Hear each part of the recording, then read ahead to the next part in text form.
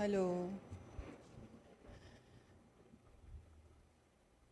Okay na? Yan ang kayo? Assalamualaikum, madayaw, maayong adlaw, kaninyong tanan. Magandang araw sa inyo lahat. Ang edukasyon ang sandigan ng bawat nangangarap. Education is the key to success, not only of individual aspirations, but of an entire nation. As we commence preparations to embark on a new school year, we also take time to assess where we are from where we started.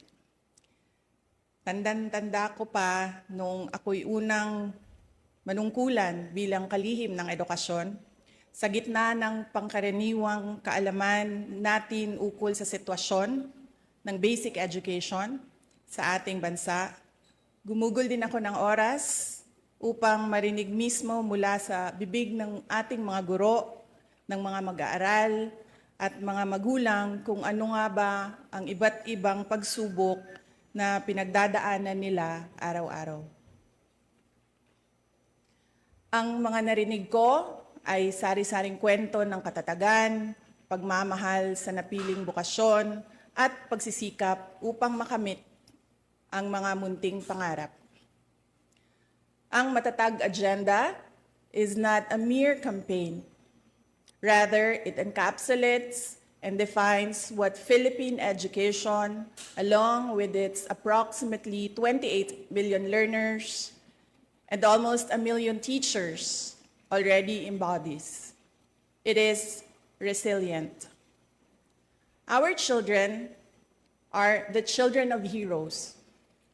They deserve no less than an education system that can fully unleash true potential and effectively mold them into vital contributors for nation building. As I speak before you today, I speak of the road we have traveled thus far.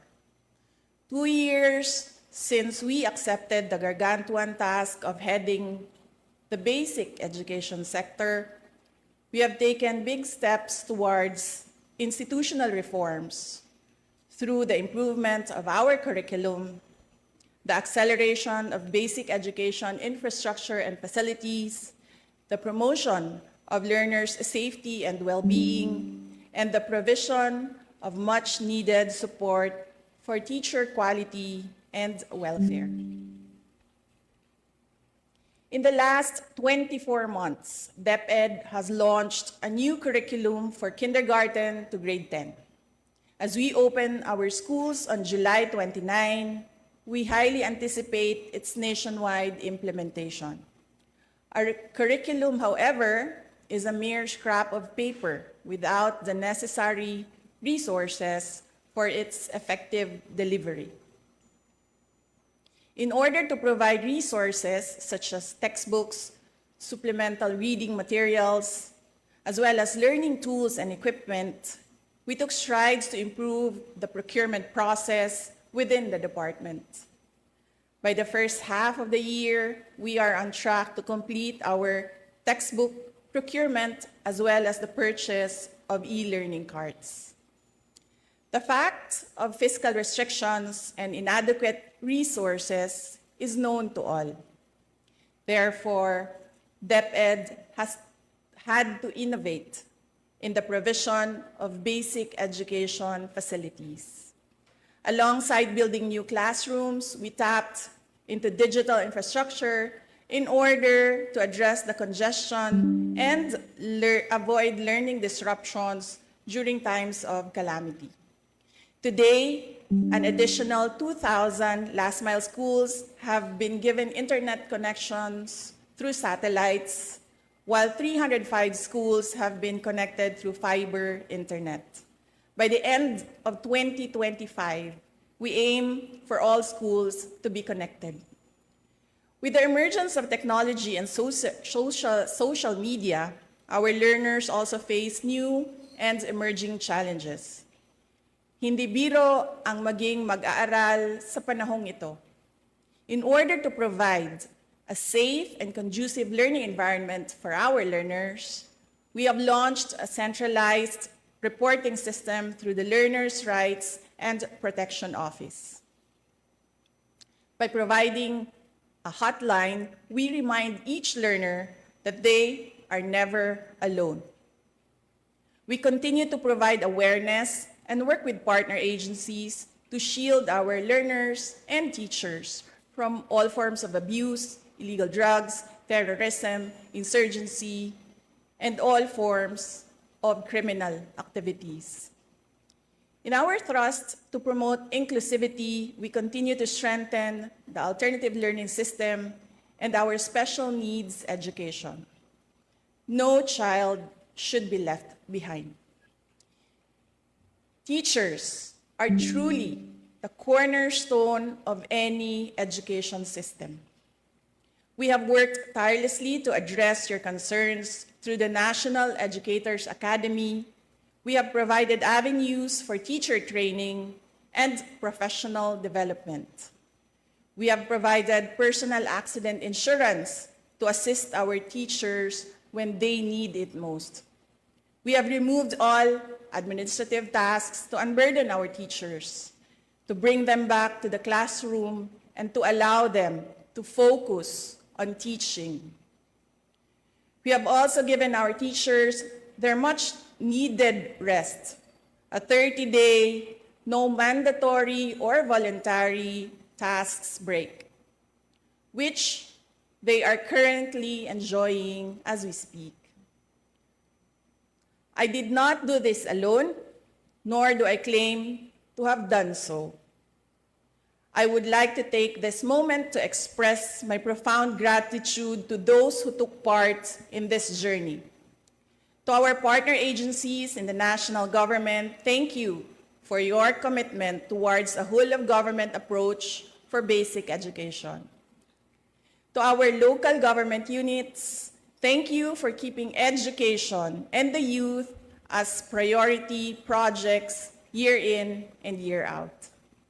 To our private sector partners, whether foreign or domestic, thank you for your resolve as education champions.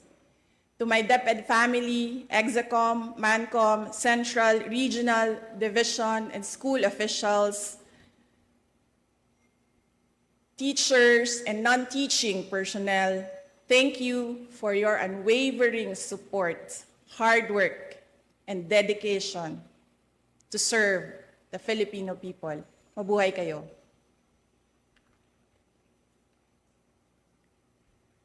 To our teachers, words can never capture how grateful the nation is for your sacrifices, for your passion, and for your unrelenting commitment to rearing the youth. Salamat sa suporta, salamat sa pagiging matatag. The nation will forever be in your debts. Sa 2 taon nating pagsasama, ang kwentong nabuo natin ay kwento ng kapit-bisig na pagtaguyod sa adhikaing maitatag ang isang bansang makabata at batang makabansa. Ngunit anumang kwento, kahit gaano kaganda, ay sadyang nagtatapos rin. Earlier today, June 19, 2024, I sought an audience with the President and tendered my resignation as the Secretary of Education effective July 19, 2024. I have given my 30-day notice to ensure the proper and orderly transition for the benefit of the next Secretary. Mga kababayan, ang aking pagbibitiw ay hindi lulan ng kahinaan, kundi dala ng tunay na malasakit para sa ating mga guro at kabataang Pilipino. Bagamat hindi ako magpapatuloy na mamamahala sa kagawaran, patuloy pa rin nating itataguyod ang kalidad ng edukasyon na nararapat para sa Pilipino. Hindi man ako ang tumatayong kalihim ng edukasyon, mananatili akong isang ina, isang ina na nagmamatyag at titindig para sa kapakanan ng bawat guro at bawat mag-aaral sa Pilipinas. Para sa isang matatag na Pilipinas. Mga kababayan, lahat ng ating ginagawa ay para sa Diyos, sa bayan, at bawat pamilyang Pilipino. Syukuran. Thank you.